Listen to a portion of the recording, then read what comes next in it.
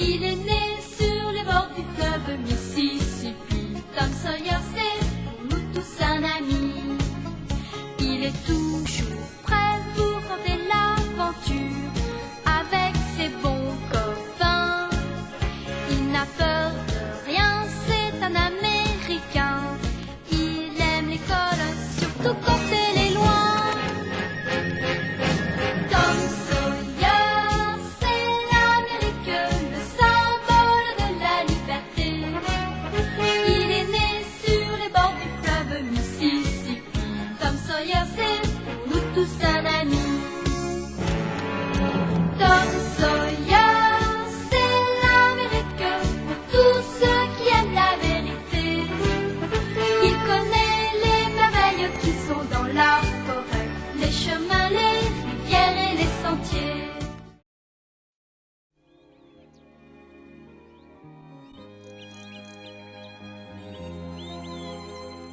Encore 2 ou 3 et ça devrait suffire. À cette heure-ci, Tom est encore au lit, je suppose. Oui, bien sûr. Je vois que tous les ennuis qu'il a eus ne l'empêchent pas de dormir. Quand je pense que tout le monde le croyait noyé quelque part au fond du Mississippi, et le voilà qui réapparaît pendant son propre office funèbre. Et pendant tout ce temps, il se trouvait sur l'île. Mais oui, il se trouvait tout près d'ici avec ses amis Ben et Huck. Merci.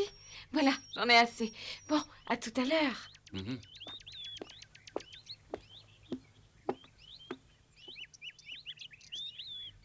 Réapparaître comme ça, brusquement, au milieu de ses propres funérailles et surprendre tout le monde, il a vraiment dû aimer ça, c'est ce qu'il sait faire de mieux.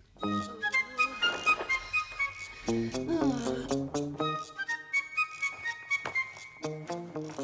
Tom, lève-toi, il faut qu'on parte à l'école. Tom, allez, dépêche-toi ou tu vas encore arriver en retard. Ah, c'était vraiment formidable là-bas, tu sais. Tu veux dire la vie de pirate là-bas, tout seul sur ton île?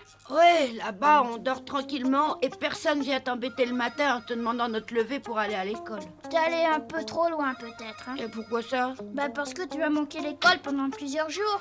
Oh, j'aurais préféré la manquer pendant des mois entiers. Monsieur Dobbins va sûrement te punir. Oh, et a pas de raison. Il va te fouetter. Tu crois? Oh oui, tu le connais. Il doit t'attendre avec impatience. Mais cette fois, j'irai pas l'en empêcher. Oh, quand j'entends ça, j'ai vraiment pas envie de me lever.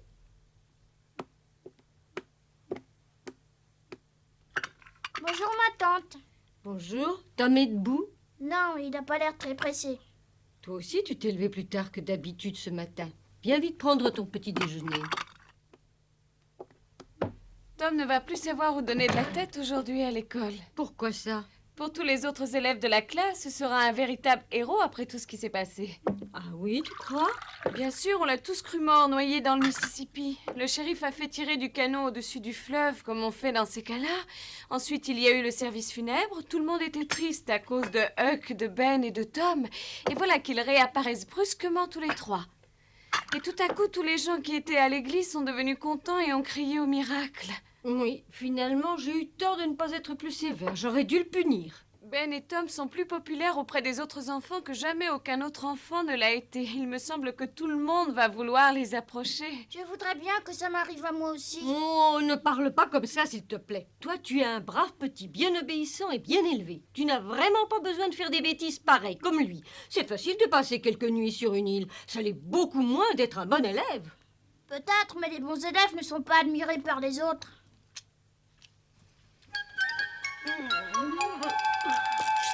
Bon, et si je me levais?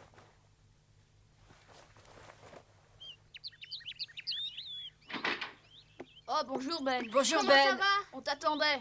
Bonjour Monsieur Rogers. Bonjour les enfants, bonjour. Vous êtes tous venus spécialement attendre Ben? Ouais, bien sûr. On voulait qu'il nous raconte ce qu'il avait fait sur l'île. Ça devait être vraiment passionnant. Oui, il va vous raconter tout ça. Hein, Ben? Tu leur raconteras ce qui s'est passé là-bas. Tu t'es amusé tous les jours? Oui, toutes les nuits. Et il vous racontera avec quel courage il a exploré toute l'île en compagnie de Huck et de Tom, toujours derrière lui. Et il vous parlera aussi de cette terrible nuit sous l'orage. Vous serez très étonnés. Ah ouais, hein, Ben, tu nous raconteras. Ah, il faut vite partir à l'école, il est tard les enfants. Mais Ben pourra vous parler en haute. Au revoir, papa. À ce soir, mon grand. Oh, monsieur Rogers, je suis vraiment contente que Ben soit revenu sain et sauf. Oui, il faut remercier le ciel. Vous voyez, c'est bizarre. Ces quelques jours que Ben a passés là-bas ont sûrement été très pénibles. Et pourtant, ils lui ont appris pas mal de choses. Il a mûri de plusieurs années en quelques jours grâce aux épreuves qu'il a traversées. Et en particulier ce terrible orage qui s'est brutalement abattu sur le pays il y a quelques nuits. Il m'a raconté que pendant toute la nuit, il avait dû rassurer Tom et Huck. Vous avez de la chance d'avoir un fils pareil. Au revoir, César.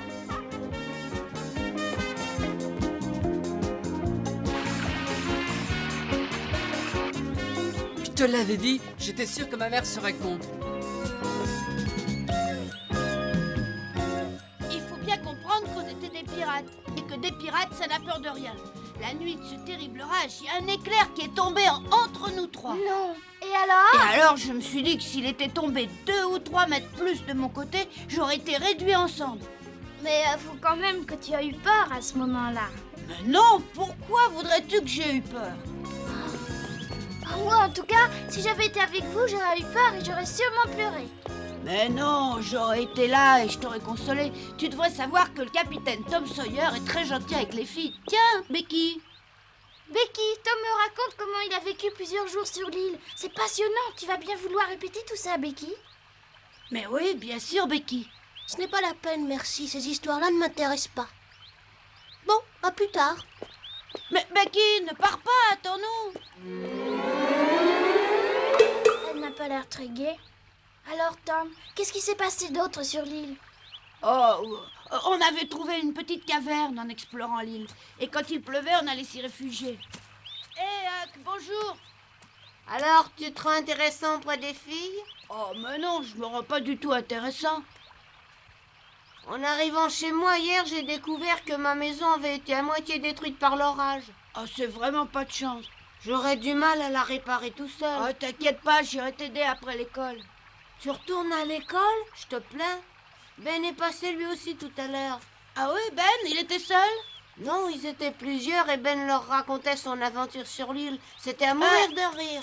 Mais tu sais qu'on est devenus de vrais héros dans tout le pays. Je vois pas pourquoi. Passer quelques jours sur une petite île, ça n'a rien de si terrible. Mais avant nous, pas un enfant du pays ne l'avait fait, c'est bien, non? Et arriver au beau milieu de ses propres funérailles, avoue que c'est pas mal non plus. Oh, te fatigue pas, t'arriveras pas à me convaincre. Tom, dépêche-toi un peu, il faut qu'on parte. Bon, je passerai te voir. Ouais, d'accord. Allez. Qu'est-ce que Tom fabrique avec Amy? Je pensais que c'était Becky qui l'intéressait.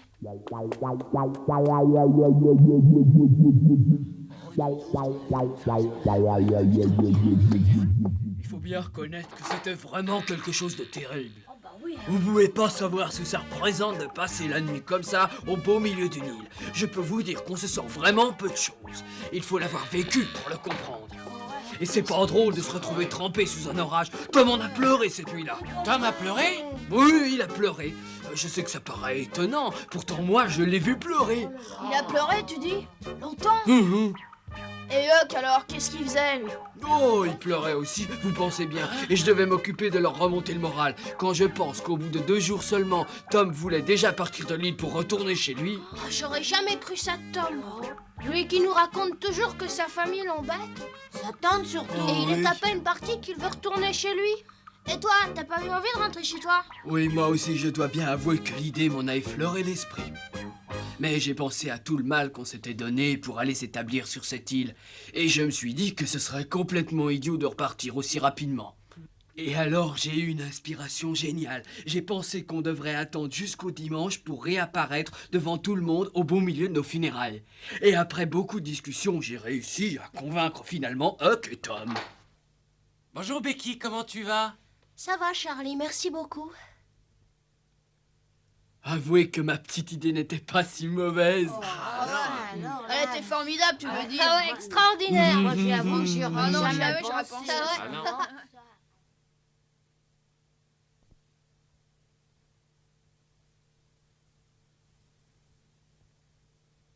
Ô Seigneur, accepte de recevoir ces petits auprès de toi, ces chers petits anges que plus jamais personne ne reverra et que plus jamais personne n'entendra. La, la, la, la.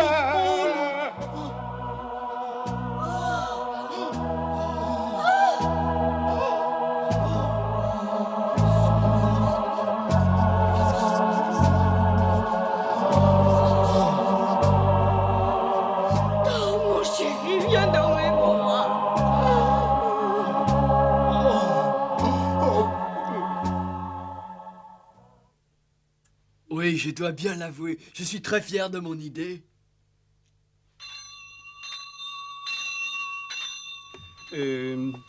Monsieur Dobbin, s'il vous plaît. Oui, monsieur le directeur. Dites-moi, vous croyez que Ben et Tom viendront en classe aujourd'hui? J'ai vu que Ben était déjà là. Quant à Tom, avec lui, on ne peut jamais savoir s'il viendra. Je pense de toute manière que si ces deux enfants réapparaissent dans notre école, nous ne pouvons que tous nous en réjouir. Bien entendu. Mais je vous ferai remarquer qu'ils ont manqué la classe pendant 4 jours et sans autorisation. Et cela, monsieur le directeur, je ne m'en réjouis pas. Allons, allons. Oh. On ne court pas dans les couloirs, Tom Sawyer. Vous entendez? Marchez, sinon, gare.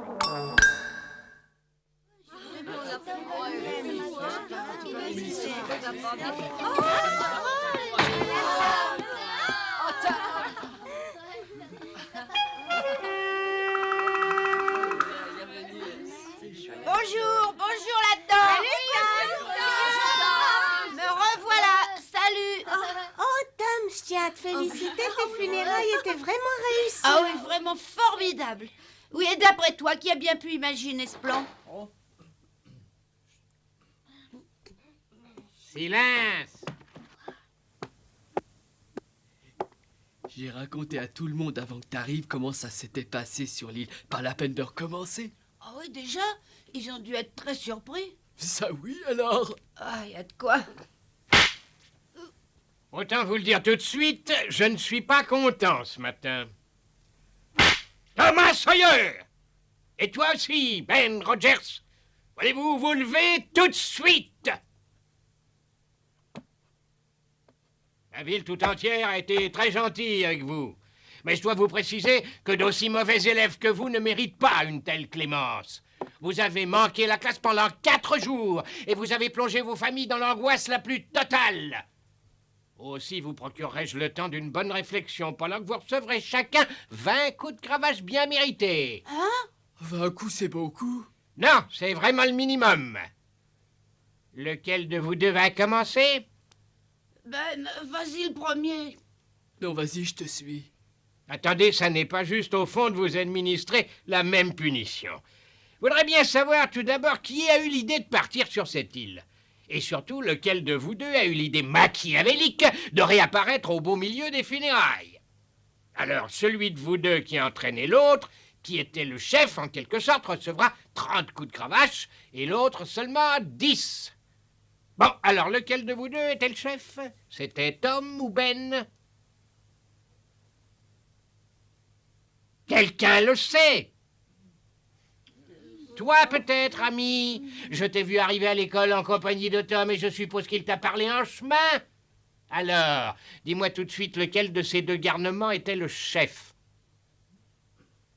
Alors, ami, réponds-moi vite, c'est un ordre. Mais je ne sais pas, monsieur. Tu le sais et tu vas le dire. Mais non, monsieur, je n'en sais rien du tout. Ami, fais attention à toi. Je n'aime pas ça. Tu essaies de protéger l'un des deux. Mais non, monsieur. Je ne sais pas lequel des deux était le chef. Oh, debout immédiatement. Oh, mais je n'ai rien fait de mal. Arrêtez, monsieur Dobbins. Ami ne sait pas qui c'est. Tiens, tiens. J'aurais parié que c'était toi.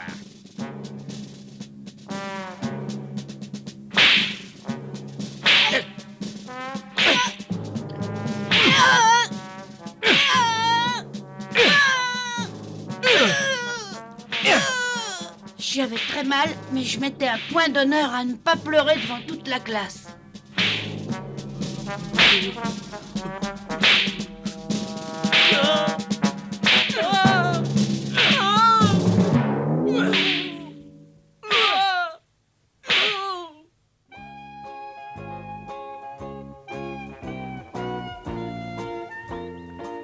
Comme le radeau avait été emporté par les eaux, il n'y avait pas le choix. Il fallait nager vers la rive du côté d'Illinois, c'est-à-dire à 250 mètres. Et en plus, il y avait un courant terrible. Vous me connaissez tous, et sans vouloir me flatter, je crois être un très bon nageur. En atteignant la rive, j'avais été déporté au moins 800 mètres plus bas par le courant. Ah oui, tant que ça, mais c'est énorme. Et franchement, Franchement, j'ai failli faire demi-tour à un moment. J'avais encore jamais vu un courant pareil dans le Mississippi. Mais tu as continué? Ouais, heureusement. Et tu es arrivé finalement? Qu'est-ce que t'as fait alors? À peine sur la rive, je suis partie en courant. Il fallait absolument que je prenne le dernier bateau qui traversait le Mississippi. Et alors tu es arrivé à temps? Une minute, je voyais à peine devant moi, mais j'ai couru le plus vite possible. Je ne pensais qu'à une chose, c'était courir vers la lumière que j'apercevais. Mais d'où elle venait, d'où elle venait? Mais du bateau, prêt à partir, que je voyais là-bas. Loin. Pourquoi tu restes à l'écart? Mais c'est Charlie. Si tu veux bien, j'aimerais que tu me lises un passage de ton livre. Hein? Attends, je vais le chercher. Et après? Alors, on t'écoute, Tom, qu'est-ce que t'as fait? Oui, bah alors le courant m'a déporté à 800 mètres de l'endroit où j'avais pensé arriver. Heureusement, je suis un bon nageur. Mais tu nous l'as déjà dit tout ça. Dis-nous plutôt si tu es arrivé au bateau à temps. Oh, pardon, oui, le bateau avait pris un peu de retard, ce qui fait que je suis arrivée juste avant qu'il parte. Et grâce à l'obscurité, j'ai pu sauter dans le canot de secours sans être vue.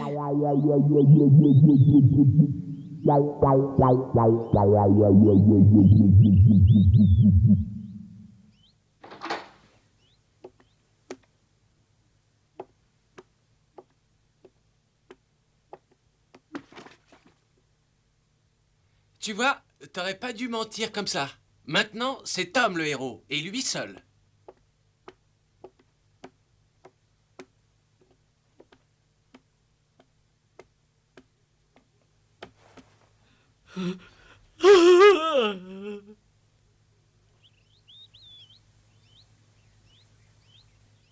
Aujourd'hui, je vais te lire l'histoire d'un héros suisse, là-bas en Europe. Il était très adroit à l'arbalète et s'appelait Guillaume Tell. Tiens, regarde les images. Le tyran qui opprimait le pays l'avait obligé à passer une terrible épreuve. Il avait fait poser une pomme sur la tête du fils de Guillaume pour qu'il la touche avec un de ses traits d'arbalète, pour prouver son adresse. Becky, tu écoutes ce que je te lis ou tu veux que j'arrête? Oh, mais je t'écoute. Guillaume Tell avait offert une pomme à son fils et... Tu vois, t'as pas écouté. Oh, excuse-moi.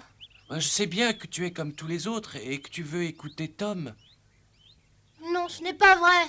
Oh, allez, c'est pas de te défendre, je le sais bien.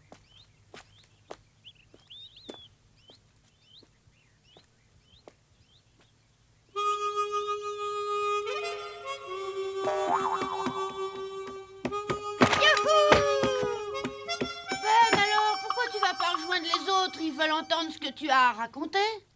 Tu crois vraiment? Puisque je te le dis. Tom, pardonne-moi. Je me suis un peu laissé emporter et j'ai menti sur ce qui nous était arrivé. Qu'est-ce que t'as dit? Par exemple, j'ai raconté que tu avais pleuré et que c'est moi qui avais eu l'idée de rentrer dimanche. Oh. Tu comprends, ils étaient tous là à m'admirer et à boire la moindre de mes paroles. Et à ma place, tout le monde aurait fait pareil. Ouais, peut-être bien, Ben. Allez, va, je te pardonne si ça te fait plaisir. Non, c'est vrai. Oh, oh. Mais oui, tu as raison, j'aurais fait comme toi. Alors tu ne m'en veux pas? Mais non, va vite raconter tes aventures. Oui, j'y vais. Mais dis bien la vérité cette fois. Oh, tu sais que ça fait encore rudement mal. Oh, je t'ai juste frôlé, n'exagère pas. Frôlé, tu parles? Non.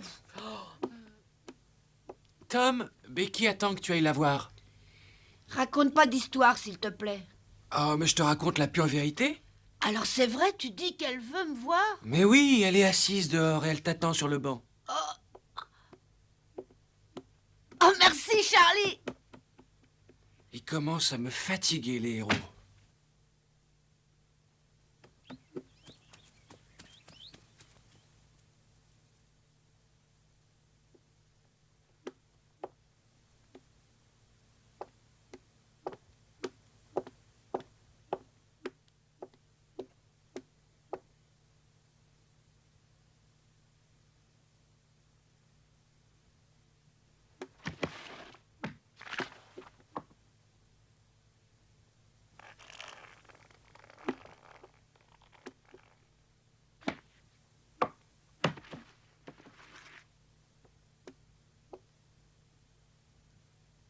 Alors ça y est, tu as vu Tom? Non, pourquoi? Ça c'est bizarre. Je lui ai dit que tu l'attendais sur le banc. Vous avez dû vous manquer d'une seconde. Arrête de me parler de lui. Tu entends, Charlie, ne me parle plus jamais de Tom. Je n'aime pas tellement les fiers à bras. Alors là, moi non plus, Becky. Tu as bien raison. Mais où est-ce que Becky a bien pu passer? Ça t'amuse vraiment de faire de pareilles stupidités? Mais non, mais c'est pas moi. Fais-moi le plaisir de te lever immédiatement. Je me demande bien pourquoi tu viens perdre ton temps à l'école. Eh bien, tu vas encore m'obliger à te fouetter. Pourtant, Dieu sait que j'ai horreur de ça. Mais j'ai rien fait. C'est pas moi, je vous le jure. Tais-toi, n'aggrave pas ton cas. Tu vas recevoir 30 coups de cravache. Allez, viens.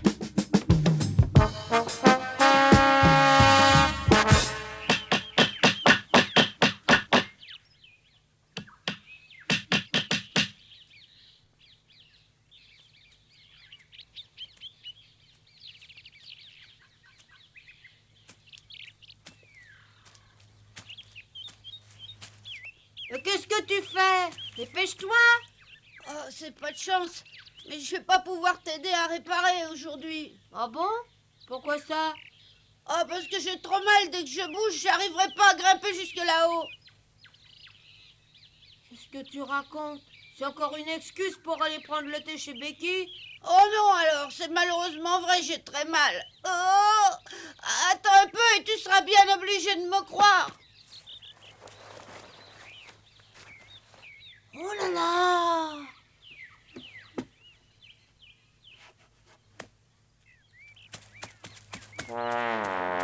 Alors, tu vois? Oh, Tom, c'est affreux.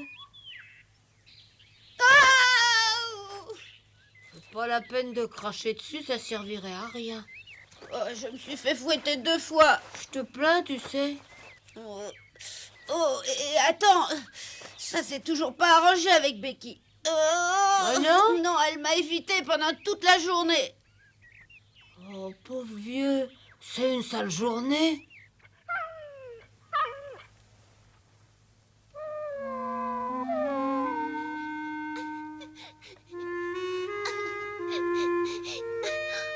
J'ai vraiment été très méchante. Je savais que Tom n'avait rien fait et que c'était Charlie le coupable, mais j'ai rien dit. Mais demain, je parlerai à Tom. Je me suis assez montrée égoïste.